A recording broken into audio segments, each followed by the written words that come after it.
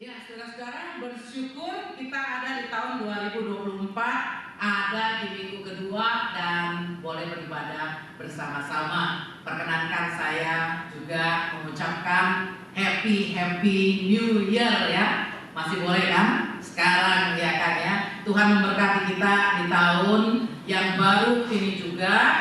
Dan tadi saya ucapkan juga terima kasih untuk kesempatan berkhotbah ya. Saya sempat bertemu juga dengan beberapa lainnya, katanya mengundang saya ya kan ya, mengundang saya. Wah, tapi pas gereja kami lagi nggak bisa diundang yang perempuan. Nanti ya kalau ada kebaktian dewasa, ada apa ya kami mau undang katanya. Tapi saya juga nggak bisa lama-lama. Untuk Pak Haryanto ya ini kali cuma seminggu doang di sininya ya. Kalau nanti mungkin bisa lebih panjang, saudara-saudara. Nah, saya tadi udah perkenalkan, tapi sedikit lagi ya. Jadi saya pendeta emeritus ya, Meta Sartika, dan saya memasuki masa emeritus. Kalau bagi awam mungkin lebih kenal pensiun lah gitu kan ya. Tapi beda sebenarnya, karena emeritus itu berhubungan dengan honor. Honor itu jadi ya setelah seseorang melayani dalam periode tertentu. Kalau di DKI sampai umur 60 ya, tapi waktu zaman saya boleh diambil umur 55, saudara. Jadi saya ambil di umur 55 karena saya mau mengajar ya. Nah, maka menjadi emeritus. Apa bedanya emeritus? Tetap ada pendeta, tapi kita tidak lagi memimpin struktural ya, nggak lagi memimpin rapat gitu kan, tapi khotbah dan lain-lain tetap sama, saudara-saudara. Nah, jadi tadi sudah diungkapkan juga, saya sudah waktu saya emeritus 30 tahun sebagai pengerja GKI, dan besok itu 35 tahun ya sebagai pengerja GKI, dan 20 tahun terakhir saya melayani di GKI 5. Jadi pada tahun 98 disitulah pertama kali saya berjumpa dengan Pak Teja dan Bu Seni dan keluarga tentunya ya, ini kan ya, ada Magda sini, Sugi, waktu itu belum nikah ya, waktu tahun 98. Nah jadi tahun ya, dan ya juga kemudian Matthew Berana. Benar tadi di tempat GKI 5 itu tempat Pak Teja dan panggilannya Pak Bu Seni atau Bu Yulia atau Bapak? Ibu Teja. Iya. Nah, mereka melayani di sana dari awal, membangun dari awal, saudara, dan karenanya nomor keanggotaannya number 1 and number 2. Jarang ya, dan Tuhan berikan kesempatan umur panjang sampai sekarang itu sehat walafiat, luar biasa, saudara-saudara ya. Karena nomor-nomor lainnya mungkin sampai 10 itu udah hampir banyak yang dipanggil. Dulu ada Pak Teja dan Bu Seni masih ada number 1 dan number 2, dan saya masuk GKI 5 setelah 14 tahun di tahun 98. Kalau dihitung dari ini ya, mereka melayani dari sebelum diresmikan ya, dari sebelum diresmikan saya masuk GKI 5 tahun GKI 5 akhir 84, saya masuk tahun 98, dan saya menjadi anggota nomor 829. Puji Tuhan ya, dalam waktu 14 tahun waktu itu luar biasa. Nah, kita berharap walaupun di sini orang Indonesia nggak sebanyak sana, tapi juga pertumbuhan itu nyata, saudara-saudara ya. Nah, GKI 5 juga dekat dengan GKI Kepaduri, tempat masa muda Pendeta Haryanto, dan sejarahnya juga itu dari GKI 5 ya. Tapi kalau saya cerita itu panjang lagi, jadi saya nggak cerita ya. Asal jemaat saya sendiri dari GKI Samanhudi ya.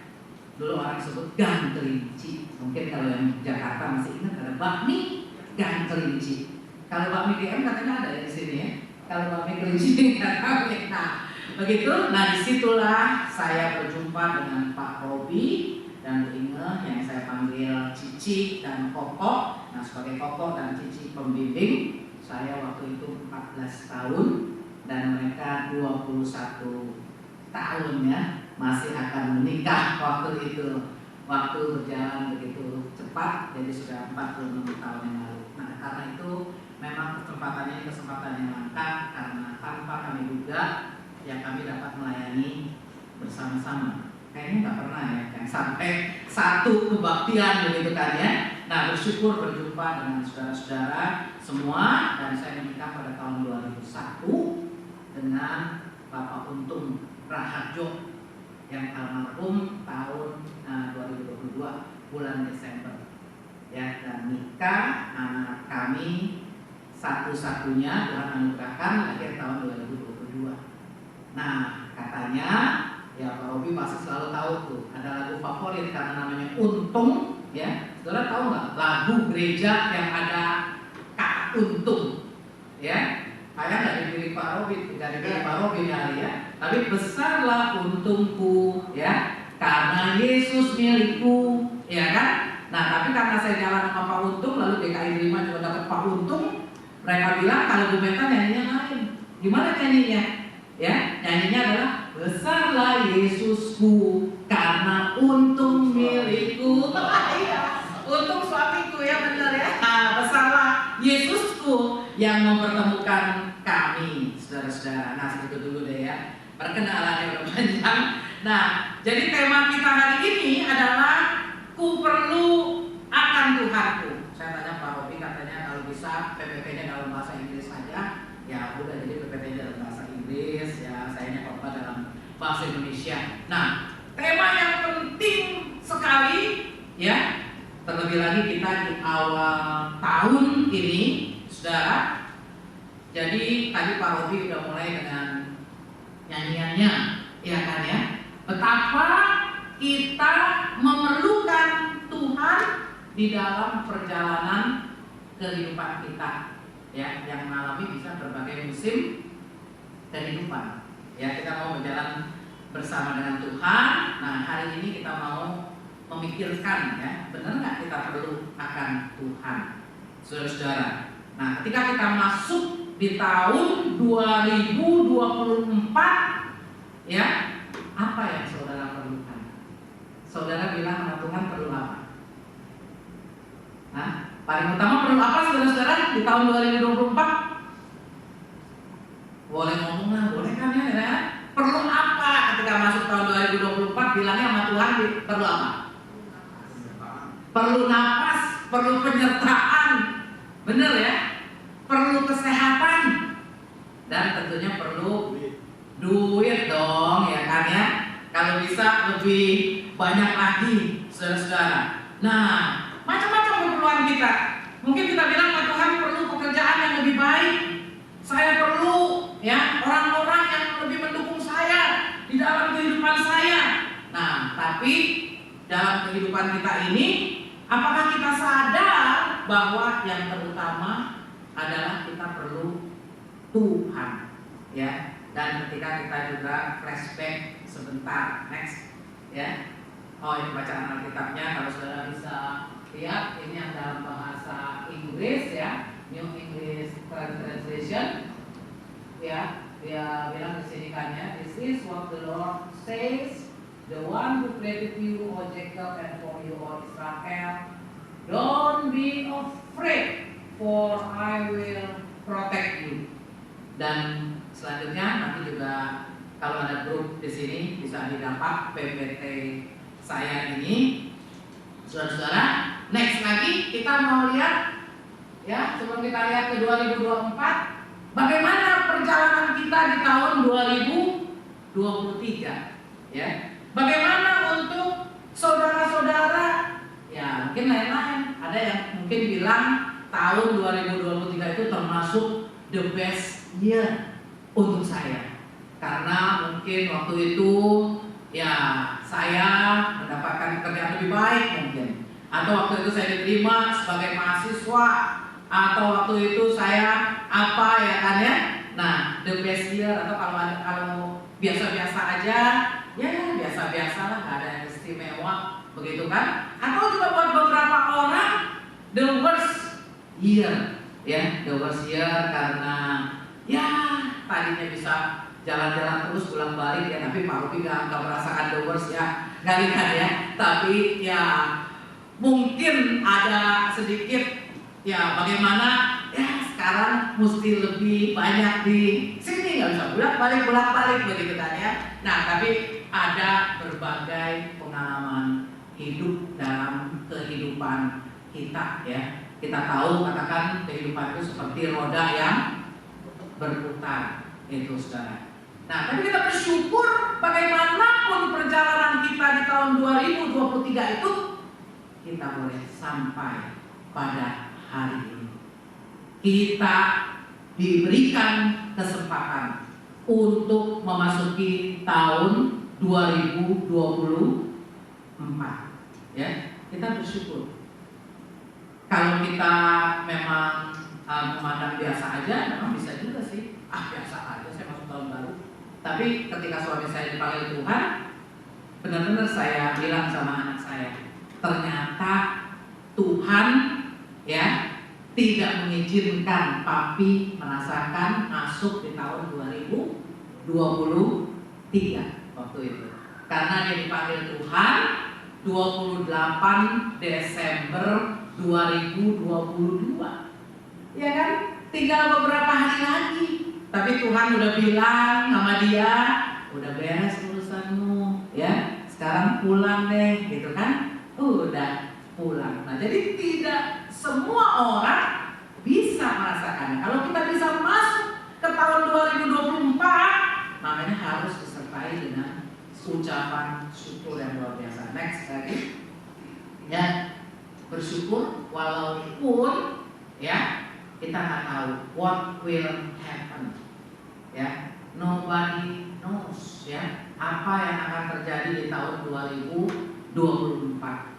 Kita berharap semuanya berjalan baik, ya, lebih baik. Dan ya, apapun juga terjadi, harusnya, makanya tadi saya tanya apa yang kita perlu di 2024, ya. Tadi katakan penyertaan Tuhan, ya. Karena kalau Tuhan menyertai kita, Sang Immanuel yang kita rayakan, ya, Natal sudah diberikan. Kita tidak pernah berjalan sendiri dalam kehidupan ini. Tuhan ada bersama dengan kita, ya, apapun yang terjadi.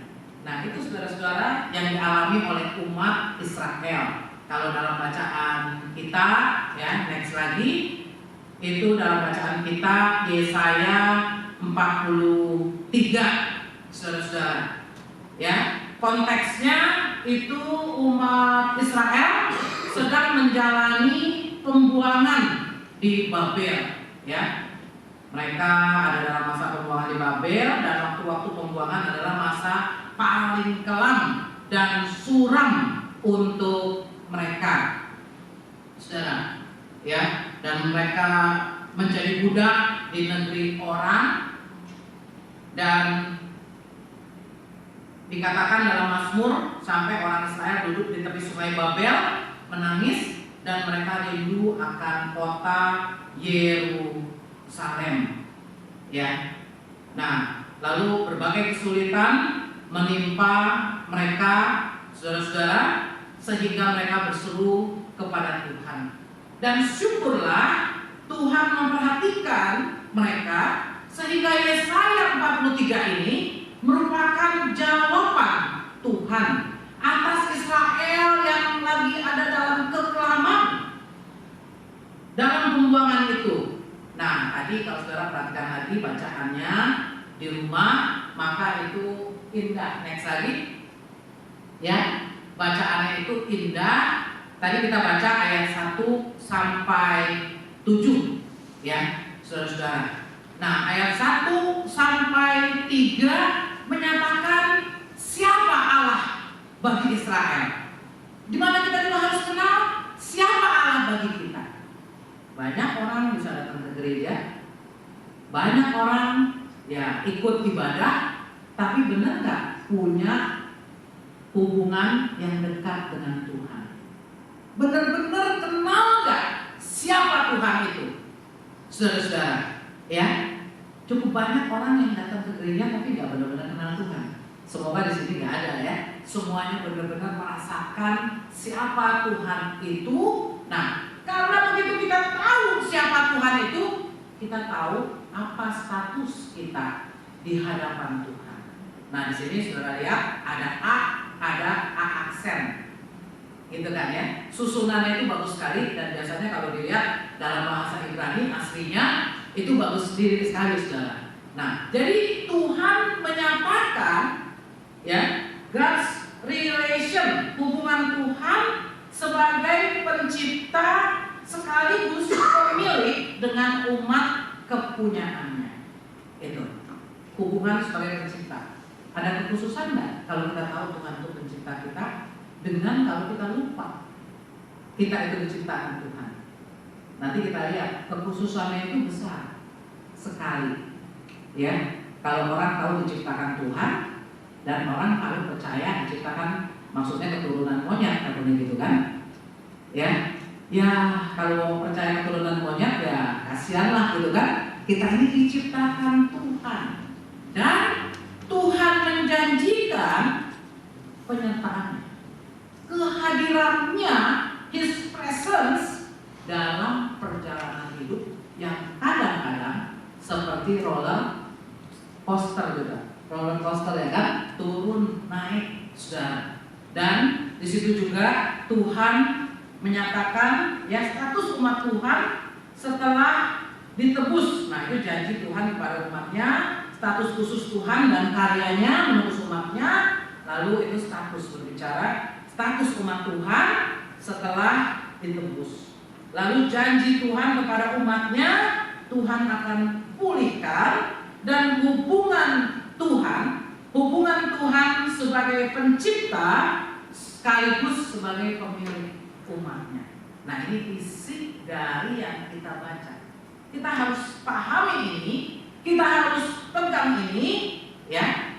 Nah baru kita dalam perjalanan hidup kita apapun yang kita alami, kita bisa ya benar-benar mantap berjalan bersama dengan Tuhan, saudara-saudara. Nah saya akan bahas satu-satunya dan satu persatu. Jadi di dalam keterpurukan Israel dalam pembuangan, Tuhan hadir dan menyatakan, ya ingat loh, makanya kamu perlu aku. Next lagi jadinya. Nah kenapa kita perlu Tuhan? Nah, kenapa kita perlu Tuhan? Itu ya karena Tuhan menyatakan ya bahwa Dialah pencipta kita, Dialah pemilik kita. Nah kalau pemilik kita itu orang hebat aja kan ya, bos kita orang hebat, kita bangga gak? Bangga ya kan? Nah ini pencipta dan pemilik, saudara-saudara ya, di sini. Dan tadi saya katakan pasti ada bedanya ketika kita tahu bahwa Tuhan itu adalah pencipta kita.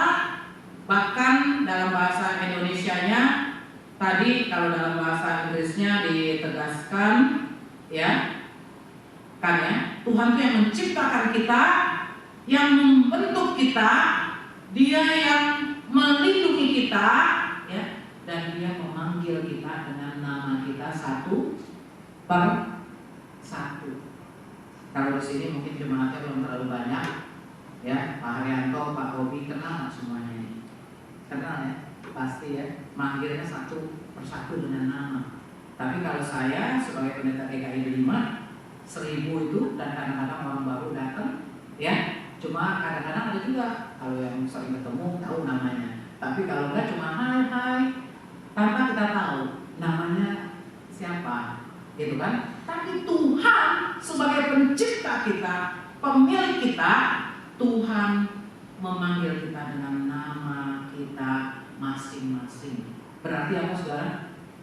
Tuhan memperhatikan kita secara pribadi, saudara-saudara. Nah, jadi makna pencipta itu, ya. Next lagi, di situ kan ya. I not forget you, di situ dikatakan tadi ya. I know you best katanya. Artinya gitu kan ya. I will not stand by watching ya. I will ya, stand by watching. I will not, Tuhan nggak tinggal diam, artinya begitu kan? Nah, Tuhan mau bertindak dan karena Dia pencipta kita. Nah, ini ada mobil. Kenapa? Ya, ada diciptakan orang yang lagi drive di freeway, lalu mobilnya itu rusak. Mobilnya rusak, dia masih keburu pinggirin jalan. Lalu dia coba starter nggak mau hidup. Saudara, padahal waktu itu sudah hampir gelap, ya, udah hampir gelap. Dia pikir, aduh gimana nih, ya kan? Nah, dia berusaha mencari pertolongan, saudara-saudara. Bersyukur kalau setelah itu ada mobil lain yang berhenti. Mobil lain berhenti dan lalu bertanya pada dia, apa yang terjadi? Ya, dalam bahasa Inggris saya ulangikan ya. What happened? Katakan begitu kan ya. Lalu dia bilang, oh mobilnya ini nggak bisa hidup, dia bilang ya. Dia bilang, ya boleh saya tolong nggak? Dia bilang begitu. Ya, dia sebenarnya yang punya mobil nggak terlalu berharap karena dia pikir belum tentu orang ini bisa kan betulin gitu kan ya. Dia aja udah utak-atik nggak bisa gitu kan. Tapi ya untuk kasih coba udahlah, dia kasih coba. Saudara, silakan katanya gitu kan ya. Dan dikatik sebentar bilang coba starter, ya. Oh dia lagi makin mikir lagi. Gua aja udah utak-atik lama dari tadi, nggak beres-beres katanya ya. Ini cuma betulin sebentar bilang coba starter, bisa hidup nih. Katakan begitu kan ya. Dia antara percaya nggak percaya dia coba starter, tapi luar biasa hidup. Maka yang punya mobil kan dia merasa sangat berterima kasih dan dia mau kenal. Hebat juga nih orangnya. Dia aja agak ngerti sedikit mobil, coba betulin gak bisa-bisa. Tapi nih orang cuma sebentar hidup. Maka dia bilang, ya, makanya ketika kenalan dia bilang dia sangat berterima kasih. Boleh saya kenal siapa? Nah orang itu bilang, saya adalah Henry Ford. Katanya gitu. Saya adalah Henry Ford dan mobil yang dibetulin adalah mobil Ford, saudara. Jadi yang benar-benar dia ciptakan, ya kan? Yang dia buat, begitu saudara-saudara kan? Udah pasti dia paling tahu. Nah, jadi begitu juga dengan Tuhan. Buat manusia mungkin ya ada yang sulit, tapi kalau Tuhan mau membereskan, ya tidak ada yang sulit untuk Tuhan, saudara. Makanya harus ingat selalu, ya Tuhan telah menyatakan. Kalau kita ada dalam berbagai persoalan hidup atau dalam kehidupan, kita mesti ingat Tuhanlah pencipta kita dan kita bersyukur karena Dia pencipta kita. Kita tidak usah takut, ya. Dialah penebus kita. Dia mengenal kita satu persatu, memanggil kita dengan nama kita. Itu yang pertama, saudara. Yang kedua, ya. Jadi kalau Tuhan pencipta, Dia membentuk, Dia menebus kita, Dia mengenal kita secara pribadi. Itu yang pertama, saudara. Ya. Kenapa kita perlu Tuhan? Next, lagi. Kenapa kita perlu Tuhan? Ya, karena ketika kita nggak tahu jalan hidup itu bisa melalui, ya kayak di Hartsfield kali ya Pak ya. Waduh, saya kalau jalan di Hartsfield capek juga lah Pak. Nanjak gitu ya. Kemarin di Bumoten juga begitu tuh ya. Nanjak gitu kan. Habis itu turun, nanjak lagi. Jadi pas baca sih emang 15 menit nih ke stasiun. Tapi kalau saya jalan nggak nyampe 15 menit ya. Karena berat rupanya. Nah, jadi perjalanan hidup itu tidak selalu jalannya itu lurus, iya kan? Tapi di sini katakan janji Tuhan apa? Ya, when you pass through the waters, ya, kalau engkau lewati air, aku menyertai engkau. I am with you. When you pass through the streams, then ya, air tidak akan menghanyutkan engkau.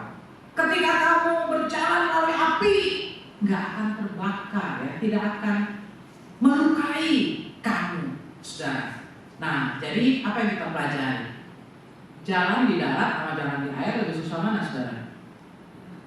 Di air pasti ya, mesti belajar dulu kan kalau jalan di air ya. Kalau takut tenggelam kan mesti belajar berenang, nggak bisa, ya kan? Nah, dalam kehidupan kadang-kadang ada saat kita berjalan mudah. Ya, kalau saya biasanya juga suka pakai ayat ini ketika saya besuk orang sakit. Kalau besuk orang sakit tuh, ya saya bilang ketika kita sehat mungkin segala sesuatunya gampang kita lakukan, ya kan? Tapi ketika kita sakit, kita ada keterbatasan. Mungkin itu kayak orang jalan di air. Jalan di air itu bisa diartikan macam-macam lah, gitu kan? Nah, susah. Jalan di api lebih tidak mungkin. Kemungkinannya itu udah luka banget deh jalan di api kan? Tapi janji Tuhan dalam berbagai musim kehidupan kadang seperti jalan di air dengan kesehatan yang terbatas. Mungkin Pak Obi sekarang lagi mengalami itu, ya. Tapi Tuhan katakan, aku menyertai engkau, ya. Tidak akan engkau dihanyutkan, ya. Tuhan yang pegang, begitu kan? Kalau yang api lebih sulit lagi, tapi juga kalau Tuhan mengizinkan, nyala api tidak akan membakar engkau. Dan itu dialami oleh teman-temannya Daniel, ya. Sadrak, Mesach, dan Abednego itu saudara. Water, ya, dan fire itu, ya, lebih. Jadi through various seasons, berbagai musim kehidupan, Tuhan berjanji menyertai kita, memegang kita, ya, dalam every seasons of life. Setiap musim kehidupan, ya. Dia bukan hanya ada bersama dengan kita, tapi dia restore, dia memperbaharui kita, saudara. Dan yang ketiga, ya, cepat habis ini ya kalau saya.